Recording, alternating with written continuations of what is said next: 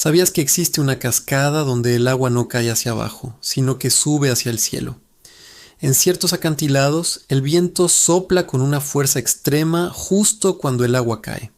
Las ráfagas son tan potentes que empujan el agua de vuelta hacia arriba, como si desafiara la gravedad. Desde lejos parece que la cascada está flotando o desapareciendo en el aire. La naturaleza puede romper sus propias reglas. Sígueme para más cosas increíbles que son totalmente reales.